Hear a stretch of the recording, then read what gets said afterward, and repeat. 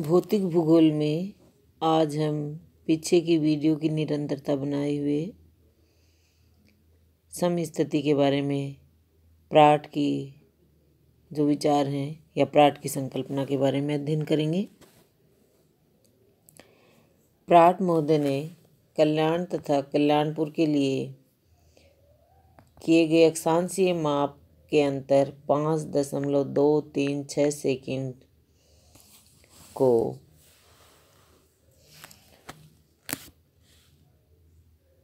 हिमालय का औसत घनत्व 2.75 मानकर उसकी आकर्षण शक्ति की गणना की तो उनके अनुसार ये अंतर 15.885 सेकंड होना चाहिए था। उन्होंने हिमालय की चट्टान तथा समीपवर्ती मैदान की चट्टानों के अध्ययन के आधार पर बताया कि पहाड़ का घनत्व पठार से कम, पठार का मैदान से तथा मैदान का घनत्व समुद्र तली से कम होता है, अर्थात ऊंचाई एवं घनत्व में उल्टा अनुपात होता है। उनके अनुसार एक क्षतिपूर्ति तल होता है जिसके ऊपर घनत्व में अंतर पाया जाता है तथा नीचे समान घनत्व होता है। एक स्तंभ में यानी एक कॉलम में घनत्व नहीं बदलता, परंतु एक स्तंभ से दूसरे स्तंभ में घनत्व में अंतर पाया जाता है।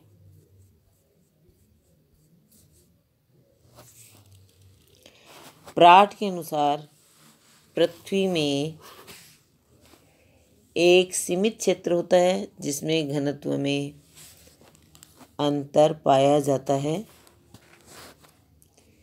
यहाँ जो हम डायग्राम देख रहे हैं इसमें लाइन ऑफ कंपनसेशन क्षतिपूर्ति रेखा के सहारे दो कॉलम हैं, स्तंभ हैं। ए तथा ब के धरातलीय क्षेत्र बराबर हैं, लेकिन उनकी ऊंचाई में हम अंतर देख पा रहे हैं, यानी ऊंचाई में पर्याप्त अंतर है, लेकिन दोनों का भार संतुलन के लिए कंपनसेशन रेखा के सहारे बराबर होना चाहिए। इसके लिए ए स्तंभ का घनत्व कम और ब स्तंभ का घनत्व अधिक होना चाहिए ताकि दोनों का भार क्षतिपूर्ति रेखा जो है उस पर बराबर हो सके। इस प्रकार प्राट ने इस मत का प्रतिपादन किया कि ऊंचाई तथा घनत्व का उल्टा अनुपात होगा। ऊंचा स्तंभ है तो घनत्व कम है, नीचा स्तंभ है घनत्व अधिक है। प्राट के अनुसार घनत्व में अंतर केवल स्थल मंडल में होता है, पायरोस्फीयर और बेरिस्फीयर में नहीं होता। इस प्रकार प्राट का विश्वास तैराव के नियम में न होकर क्षतिपूर्ति तल नियम में था। उनके अनुसार पृथ्वी के विभिन्न उच्चावच पर्वत पठार मैदान इसलिए रुके हैं कि उनके घनत्व में अंतर पाया जाता है, लेकिन उनका भार संतुलन रेखा के सहारे बराबर होता है। प्राट की धारणा को बताने के लिए ये जो डायग्राम है इसमें आप देख पा रहे हो विभिन्न वस्तुओं के 4 टुकड़े जिनका भार एक समान है, छोटे व बड़े होंगे। एक पारा भरे बर्तन में इनको तैरने दिया गया। टुकड़ों का भार एक समान है, इसलिए पारे में इनका प्रवेश बराबर गहराई पर होगा, किंतु छोटे व बड़े होने के कारण पारे से बाहर इनकी ऊंचाई में अंतर आएगा, यानी ऊंचाई भिन्न भिन्न होगी। कम घनत्व वाले टुकड़े ऊंचे तथा अधिक घनत्व वाले टुकड़े नीचे रहेंगे और यहाँ आप देख रहे हो सीसा, लोहा, एंटीमनी और जस्ता, इनके घनत्व यहाँ लिखे हुए 11.4, 7.9, 6.6, 7.1। सीसा और लोहा एंटीमनी तथा जिंक के टुकड़े से लगभग दुगुना ऊंचा होगा, क्योंकि समान भार होने पर एंटीमनी धातु का टुकड़ा घनफल के अनुसार दुगुना बड़ा होगा। जस्ता लोहे से कम घनत्व का होता है, इसलिए लोहे की अपेक्षा अधिक ऊंचा होगा। इसलिए लोहे की अपेक्षा अधिक ऊंचा होगा। प्राट ने बताया कि पर्वत, पठार, मैदान और समुद्रों के तलों के बीच लगभग इसी प्रकार का संबंध है।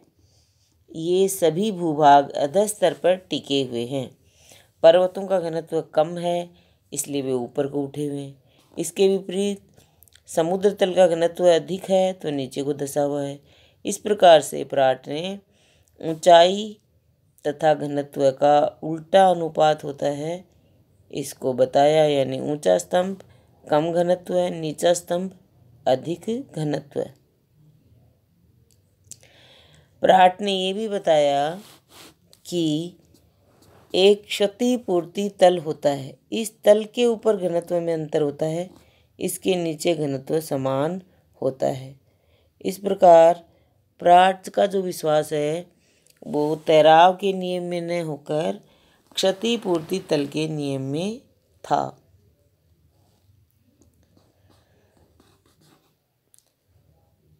परंतु बोवी महोदय ने बताया कि प्राट के मत में तैराव के नियम की झलक भी मिलती है।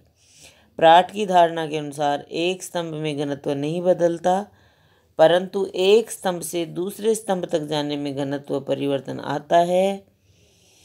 प्राट की धारणा का एक महत्वपूर्ण एक समान गहराई तथा परिवर्तित घनत्व है। ये भी हमें ये जो डायग्राम है इसको देखने से पता चलता है। यानी एरी और प्राट की जब अपन बात करते हैं तो बोवी के अनुसार एरी तथा प्राट के मतों में प्रमुख अंतर इस रूप में है कि एरी ने बताया कि विभिन्न स्तंभों का घनत्व बराबर होता है, केवल उनकी गहराई में अंतर होता है, जबकि प्राट ने बताया कि एक समान गहराई में घनत्व में अंतर होता है। ये था आपका प्राट का समस्थिति के बारे में उनकी संकल्पना।